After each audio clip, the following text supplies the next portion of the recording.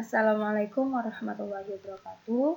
Saya Nova Aulatul Fauzia, nomor NPM 202201065, perwakilan dari kelompok 6 akan mempresentasikan mengenai EBN legal etik dalam perawatan pasien HIV. Pembahasannya ada 4 poin. Yang pertama ada konsep legal etik, yang kedua ada asas-asas legal etik, yang ketiga ada prinsip etik, dan yang keempat stigma masyarakat. Konsep legal etik. Pengertian etika keperawatan atau nursing ethic artinya bentuk aktualisasi diri bagaimana perawat seharusnya mengatur diri sendiri, serta etika keperawatan diatur pada kode etik keperawatan. Aspek legal etik keperawatan ialah aspek hukum keperawatan dalam memberikan asuhan keperawatan sesuai lingkup wewenang dan tanggung jawabnya di berbagai tatanan pelayanan, termasuk hak dan kewajibannya yang diatur dalam Undang-Undang Keperawatan. Etik merupakan prinsip yang menyangkut benar dan salah, baik dan buruk dalam hubungan dengan orang lain. Etik merupakan studi tentang perilaku, karakter, dan motif yang baik serta ditekankan pada penetapan apa yang baik dan berharga bagi semua orang. Selanjutnya ada asas-asas legal etik. Yang pertama ada autonomi atau otonomi. Prinsip otonomi didasarkan pada keyakinan bahwa individu mampu berpikir logis dan mampu menghasilkan keputusan sendiri. Yang kedua ada benevolence atau berbuat baik. Benevolence berarti hanya melakukan sesuatu yang baik. Yang ketiga ada justice atau keadilan. Prinsip keadilan diperlukan untuk tercapai yang sama serta adil terhadap orang lain yang menjunjung prinsip-prinsip moral, legal, dan kemanusiaan. Yang keempat ada normal efficiency atau tidak merugikan. Prinsip ini berarti tidak menyebabkan bahaya atau cedera fisik serta psikologis pada klien. Selanjutnya ada veracity atau kejujuran. Prinsip ini berarti penuh dengan kebenaran. Selanjutnya ada fidelity atau menepati janji. Prinsip ini diperlukan individu untuk menghargai janji serta komitmennya terhadap orang lain.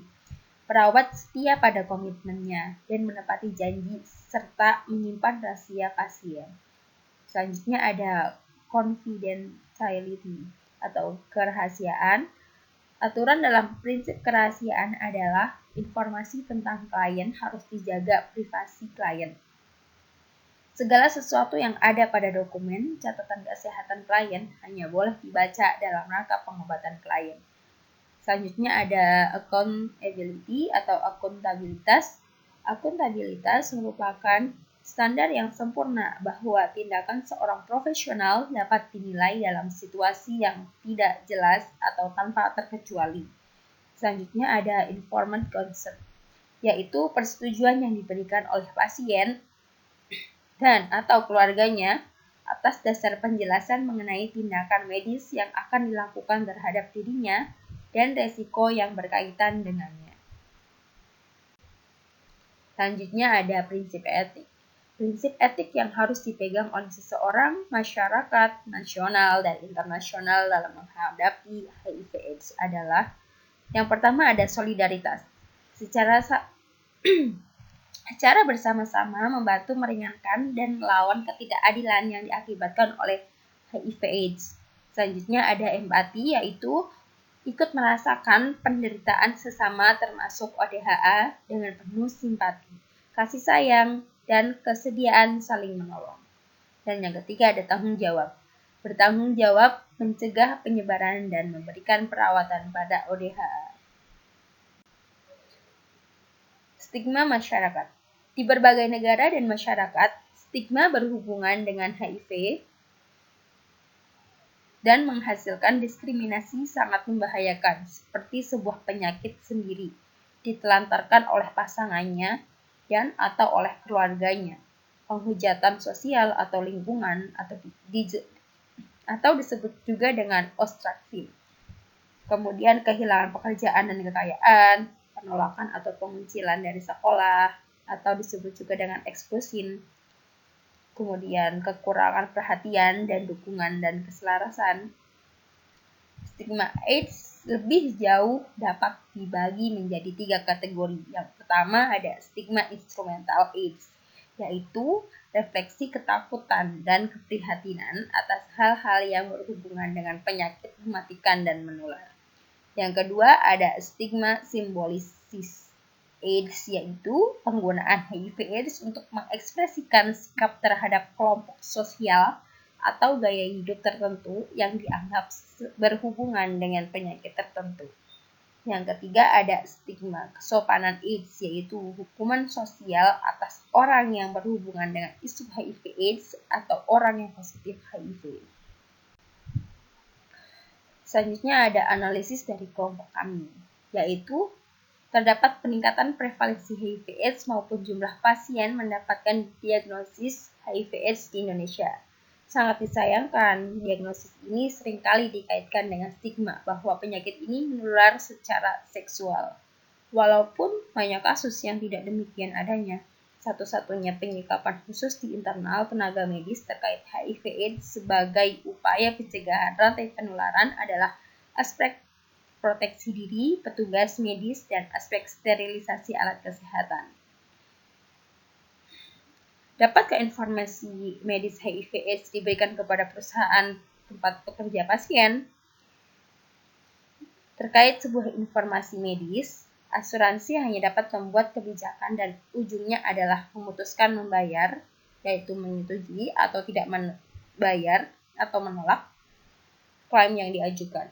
Sementara perusahaan yang tidak terikat perundangan khusus terkait manajemen pembatasan informasi medis yang sensitif seperti ini. Perusahaan juga memiliki potensi besar menggunakan informasi medis sebagai dasar pembuatan kebijakan yang dapat berujung pada memecat atau menghentikan karir seseorang pada perusahaan tersebut. Kemudian selanjutnya yaitu ada dapatkah informasi terkait HIV/AIDS disembunyikan dari asuransi untuk kepentingan pasien? Beberapa asuransi membuat kebijakan tidak menanggung klaim obat-obatan, perawatan, dan tindakan medis pada ODHA. Kebijakan ini tentu perlu dikritisi dari sisi hak asasi manusia dan etika kedokteran, serta etika kesehatan masyarakat, di mana asuransi masuk dalam unsur pembiayaan dalam kesehatan masyarakat. Hal ini menjadi benar hanya jika kebijakan ini didasarkan pada adanya penjaminan pembiayaan lain yang dilakukan bagi pasien dengan HIV/AIDS secara paripurna. Misalnya dengan program pemerintah yang menjamin pengobatan HIV/AIDS atau semacam pengambil alihan tanggung jawab oleh Jaminan Kesehatan Nasional. Selanjutnya ada dapatkah informasi medis tidak diberikan kepada pasangan dan keluarga ODHA dalam situasi ODHA tidak memungkinkan seorang pun tahu. Mengingat rantai penularan HIV/AIDS salah satunya adalah dengan hubungan seksual dan dalam proporsi jauh lebih kecil dari cairan tubuh lainnya, maka penolakan ODHA mengenai pasangan peserta keluarga atau kerabat yang tinggal sehari-hari sebagai mengindahkan potensi pasangan dapat tertular. Dilema etis yang sama kira-kira juga terjadi pada konteks bahwa informasi HIV/AIDS ini perlu diketahui calon pasangan.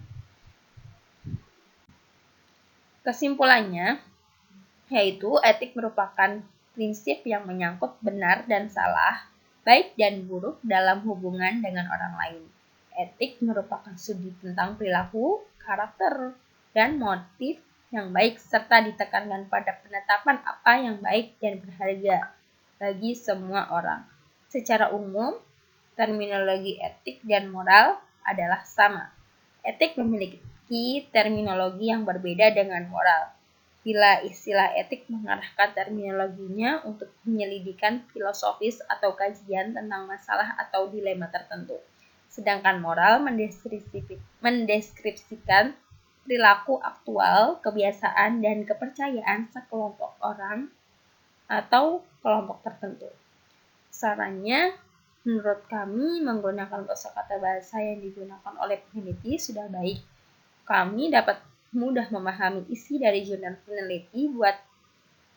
Selain itu, sistematika, penjelasan pendahuluan dan teori yang digunakan runtut dan detail.